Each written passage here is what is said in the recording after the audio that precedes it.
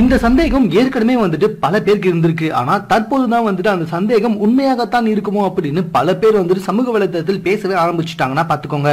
அது என்ன சந்தேகம் அப்படின்னு சொல்லி பாத்தீங்கன்னா, ஜூலி ஒரு மனநோயாளியா அப்படின்றது தாங்க. ஜூலி தற்போது பிக் பாஸ்ல நடந்து கொண்டிட்டு இருக்கும் நடவடிக்கைகள் அனைத்துமே ஜூலி ஒரு மனநோயாளி தான் அப்படின்ற மாதிரி தான் சமூக வலைதளத்தில் மக்கள் தற்போது புரிந்து வந்துட்டு இருக்காங்க. இது பத்தாதுன்னு நம்ம எஸ்பி சார் வந்துட்டு சமீபத்துல ஒரு பேட்டி கொடுத்திருக்காரு. அந்த பேட்டியில என்ன சொல்லியிருக்காருன்னா, ஜூலியை வந்துட்டு ஒரு மனநோயாளியா தான் பார்க்க முடியும். அவங்க வந்துட்டு பிளாட்டா தான் கீழே விழுறாங்க. வயிறு வந்துட்டு அந்த இடத்துல மட்டுமே அடிப்படல, பிளாட்டா கீழே விழுறாங்க. அதுக்கப்புறம் வந்துட்டு கபடியில போய் கத்துறாங்க, வெளியே உட்காந்து பேசிட்டு இருக்காங்க, உள்ள உட்காந்து பேசிட்டு இருக்காங்க. இவ்வளவு மணி நேரம் கழிச்சு வயிறு வலிக்குமா அப்படின்றது அறிவியல் பூர்வமா எனக்கு தெரியல. பட் ஆனா அதுக்கு வலி இருக்காது அப்படின்ற மாதிரி தான் எனக்கு தெரியுது. அது மட்டும் இல்ல, அந்த பொண்ணு 5 ரூபாய்க்கு நடிக்க சொன்னா 100 ரூபாய்க்கு நடிக்குது. அது மட்டும் இல்லாம நடக்கவே நடக்காத ஒரு விஷயத்த நடந்தது அப்படின்னு இன்ன வரைக்கும் வந்துட்டு ஆணித்தனமாக சொல்லிட்டு இருக்கிறத பார்த்தா கண்டிப்பா அந்த பொண்ணு ஒரு மனநோயாளியாக இருக்கக்கூடும் அப்படின்னு சமீபத்தில் கொடுத்த ஒரு பேட்டியில வந்துட்டு ரொம்பவே ஓப்பனாவே பேசி வச்சிருக்காரு.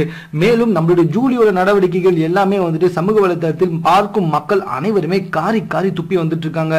எஸ்வி சேகர் சாரும் இப்படி சொல்லி வந்துட்டு இருக்காங்க. அது மட்டும் இல்ல, தற்போது சினிமா பிரபலங்கள் கூட ஜூலிக்கு எதிராக அவங்களுடைய கருத்துக்களை தெரிவித்து வந்துட்டு இருக்காங்க. ஜூலி என்னவோ வந்துட்டு இதன் மூலமாக சினிமாவில் பெரிய வாய்ப்புகள் கிடைக்கும் அப்படின்னு ஒரு அல்ப ஆசையில தான் உள்ளே வந்திருக்காங்க. ஆனா தற்போது இவங்க பண்ணிட்டு இருக்க வேலையெல்லாம் பார்த்தா சினிமாவில் மட்டும் இல்ல, சாதாரண சீரியல்ல கூட வந்துட்டு இவங்கள கொஞ்சம் கூட கண்டுக்கவே மாட்டாங்க.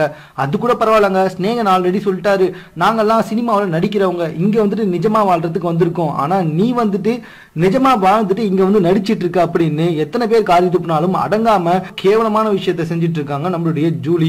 மேலும் இது போன்ற செய்திகளை உடனுக்குடன் தெரிந்து கொள்வதற்கு எங்களோட சேனலை சப்ஸ்கிரைப் பண்ணுங்க. இந்த வீடியோ பிடிச்சிருந்தா லைக் பண்ணுங்க. உங்க கமெண்ட் எதுவாக இருந்தாலும் ஓகே, எங்க கூட ஷேர் பண்ணிக்கோங்க.